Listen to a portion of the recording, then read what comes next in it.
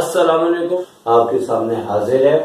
और इसमें पहली एमसीक्यूज देखी जाए तो असल में यहाँ पे 6 एमसीक्यूज हैं और बोर्ड में जब भी आती है तो थोड़ा सा चेंज होके आती रहती हैं। तो हमने सारी चेंजिंग को यहाँ पे कैद कर लिया ताकि ये 6 पॉइंट आपको एक्सप्लेन कर दिए जाएं और आप इसे समझ जाएं तो फिर आपको कोई खतरा नहीं है, ठीक है ना। तो अब इस सिलसिले में पहली एमसीक्यूज है, लिखा हुआ है the order pair 5, -7 lie in dash. तो ये जितने भी पॉइंट्स है इसके लिए आपको एक फिगर को समझना होगा और सारे के सारे पॉइंट उसी फिगर से ताल्लुक रखते हैं। तो ग्राफ के अंदर एक्चुअली होता क्या है कि हमारे पास 4 क्वाड्रेंट होते हैं। क्वाड्रेंट को उर्दू में रब्त कहते हैं और इंग्लिश में क्वाड्रेंट कहते हैं। और बुनियादी तौर पे इसकी मीनिंग्स क्या जानने हैं हमने कि हमारे पास ये जो है फर्स्ट क्वाड्रेंट कहलाता है। कौन सा? First quadrant. क्वाड्रेंट को शॉर्ट में क्यू में लिखूंगा और स्पेलिंग इसकी ये लिखी हुई QUADRANT, क्वाड्रेंट। तो अब ये फर्स्ट क्वाड्रेंट कहलाता है, ये आपका सेकंड क्वाड्रेंट कहलाता है, ठीक है। और इसी तरह ये थर्ड क्वाड्रेंट कहलाएगा और पूरी दुनिया के अंदर इसकी नंबरिंग फिक्स है। ये नहीं कि हम लोग इसे फर्स्ट सेकंड थर्ड अपनी मर्जी से कह रहे हैं, बल्कि ये फिक्स होता है। जैसे Newton first law second law, तो ऐसा नहीं हो सकता कि किसी मुल्क में सेकंड को फर्स्ट कहते हैं, फर्स्ट को सेकंड कहते हैं। तो ये फर्स्ट क्वाड्रेंट, ये सेकंड, ये थर्ड, ये फोर्थ। इसके साथ ये भी बात समझ लें कि फर्स्ट क्वाड्रेंट में x पॉजिटिव आता है और y भी पॉजिटिव आता है। इसी तरह सेकंड में x नेगेटिव हो जाता है, y हमारे पास पॉजिटिव होता है। थर्ड में x भी नेगेटिव होता है और y भी नेगेटिव होता है। और फोर्थ में x पॉजिटिव होता है और y नेगेटिव होता है। अब जो फर्स्ट एमसीक्यूज है इसका आखिर आंसर कैसे दिया जाएगा? जिन्होंने ग्राफ बहुत अच्छा पढ़ा है वो तो डायरेक्ट भी बता सकते हैं, लेकिन जिन्होंने ग्राफ नहीं पढ़ा वो इस तरीके से बताएंगे कि ऑर्डर पेयर का मतलब है कि इन 4 क्वाड्रेंट में ये पॉइंट किस ऑर्डर पेयर में लिखा जाएगा या प्लॉट किया जाएगा। अब आप देखें कि x के साथ जो x की जगह पे नंबर है ये फर्स्ट x होता है, सेकंड y होता है। तो x जो है वो 5 है और प्लस का है और y जो है वो आपका -7 है जो कि नेगेटिव है। तो यहां हम अगर देखते हैं तो ऐसी बात इधर नहीं है, बल्कि इस तरह की बात सेकंड में भी नहीं है, थर्ड में भी नहीं है। अलबत्ता फोर्थ के अंदर हमें x पॉजिटिव और y क्या मिल रहा है? नेगेटिव।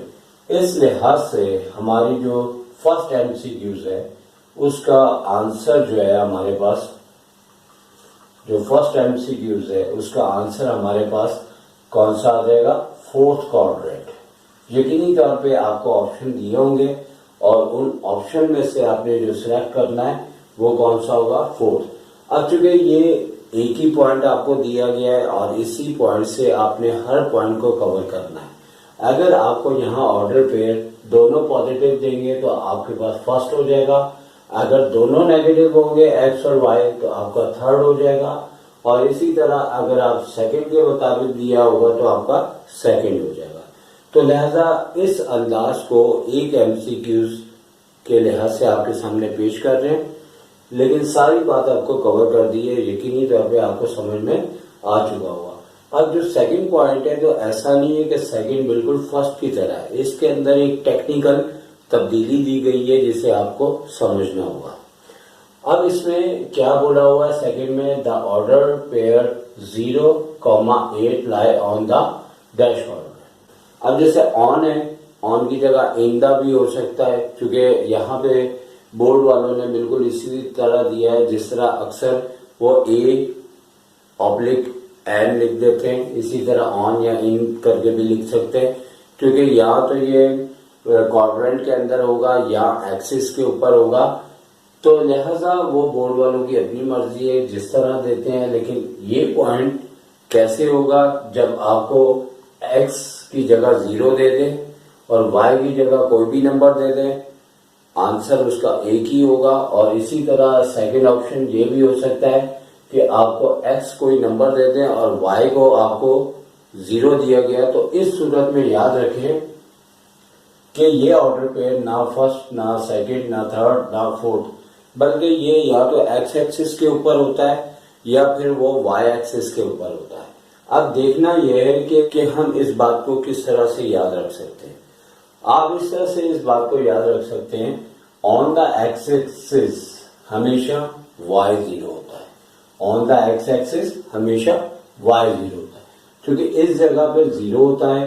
तो अगर हम पूरे एक्स एक्सिस पे अपने हाथ को मूव करेंगे तो वहां पे y 0 होता है, लेकिन यहाँ पे y के बजाय x 0 दिया है। तो इसी तरह ये बात इस तरह से हम करेंगे कि ऑन द y एक्सिस हमेशा x क्या होता है, 0 होता है।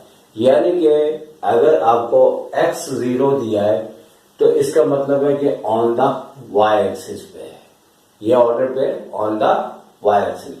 तो इसका जो आंसर है ऑन द, अब ऑन द उन्होंने लिखा हुआ है तो हमें सिर्फ क्या लिखना होगा, y एक्सिस। तो याद रखें कि अगर x 0 है और y कुछ भी दिया हो, प्लस में दिया हो, माइनस में दिया हो, तो वो है ऑन द y एक्सिस।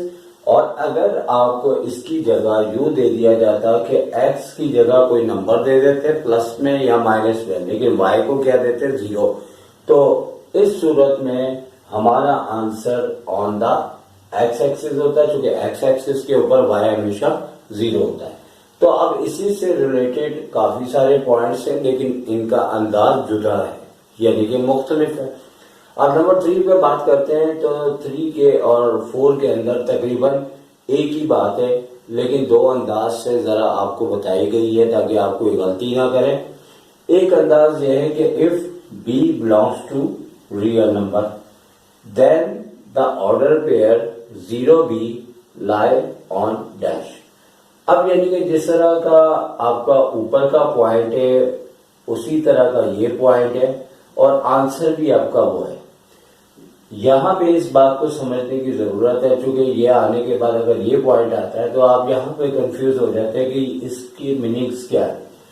अब नंबर 3 और नंबर 4 इब्तदाई इसका स्टेटमेंट सेम है, और यहाँ पे b बिलोंग्स टू रियल लिखना, इसकी मीनिंग सिर्फ ये है कि जो हमारे पास वेरिएबल्स नंबर होते हैं ना, या तो ये रियल होते हैं या ये कॉम्प्लेक्स होते हैं। तो रियल का मतलब ऐसा आप आसान अल्फाज में ले सकते हैं कि एक ऐसा नंबर जो मैथ्स के अंदर जिसका कोई ना कोई हल निकलता है। ये मैं आपको आसान अल्फाज में बता रहा हूँ, जो बच्चे, क्योंकि बहुत से टीचर ये कह देते हैं ये बातें टीचरों के लिए होती है, स्टूडेंट्स के लिए नहीं होती। क्योंकि ये बात वो इसलिए कहते हैं कि बात बातों को बच्चों को समझ आना बड़ा मुश्किल होता है। तो मैं अगर ये कह रहा हूँ b belongs to real number, तो इसकी मीनिंग ये है कि इस पूरे क्वेश्चन में b का कोई ना कोई आंसर आएगा। एक्चुअली अगर ये वर्ड ना लिखा जाए तो जो मैथ्स के बड़े बड़े टीचर्स हैं वो इस एमसीक्यूज को थोड़ा सा गलत भी कहते हैं, और इस बात को सही लिखने का यही तरीका है। और रियल नंबर बेसिकली रैशनल और इरैशनल नंबर होते हैं, जो आपने मुख्तलिफ चैप्टरों में पढ़ा होगा, 9th क्लास में पढ़ा होगा, और अगर नहीं पढ़ा तो आसान अल्फाज में रियल नंबर का मतलब है कि मैथ्स के अंदर जिसका कोई ना कोई हल निकलता है और कोई ना कोई इसकी फाइनाइट वैल्यू होती है। अब बात तो भाई बिल्कुल वही है कि यहाँ पे नंबर 2 में 8 दिया था और यहाँ पे b दिया है, लेकिन मीनिंग एक ही है।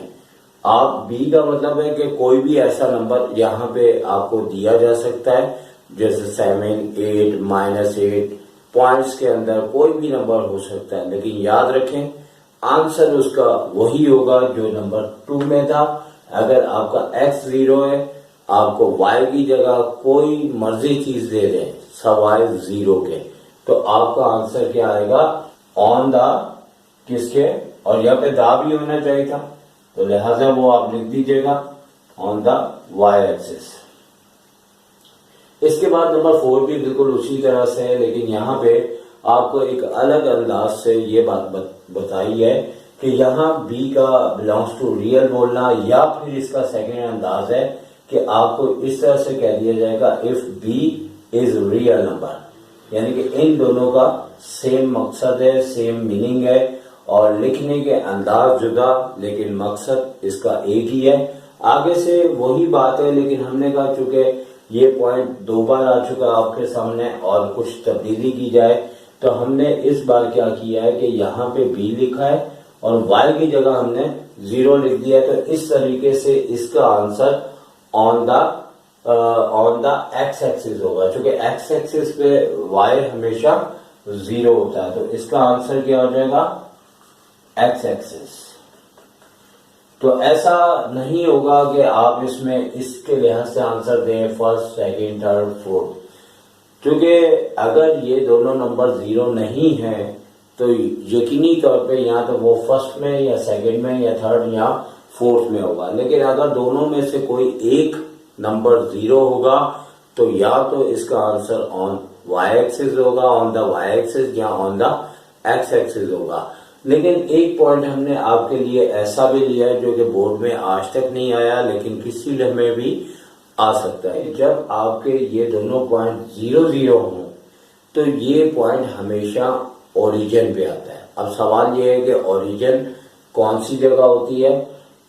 ओरिजिन वहां वो जगह होती है जहां x और y आपस में इंटरसेक्ट करते हैं, और इस पॉइंट की जो वैल्यू होती है जहां x और y एक दूसरे को इंटरसेक्ट करते हैं, वहां x भी 0 होता है और y भी 0 होता है। क्योंकि अब इस बात का जवाब ये नहीं दिया जा सकता on the x axis, on the y axis, बल्कि इसका आंसर क्या होगा आपके पास ओरिजिन। तो ये आपकी ओरिजिन लोकेशंस कहलाती है। और देने वाले यहाँ जैसे आपको कंफ्यूज करने के लिए क्वाड्रेंट भी दे सकते हैं या एक्सिस भी दे सकते हैं, वो फिर आपके सामने जैसे आएगा आपने उस वर्ड को देखना है कि आपको क्या दिया गया है। तो सबसे लास्ट पॉइंट है आज का इस वीडियो का, फिर ये चैप्टर भी खत्म हो जाएगा। और ये सारे पॉइंट्स जो है वो तकरीबन एक जैसे ही है, थोड़ा थोड़ा चेंज है और आप इसे गौर से समझें। अब नंबर 6 का एक अंदाज बोर्ड में इस तरह भी आया हुआ है और आपके पेपर में भी आ सकता है कि dash quadrant on the x axis is 0।